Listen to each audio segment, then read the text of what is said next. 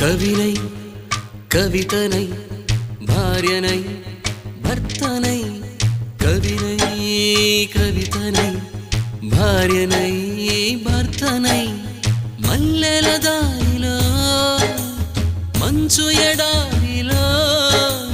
మల్లెల దారిలో మంచు ఎడారిలో పన్నీటి జయ గీతాల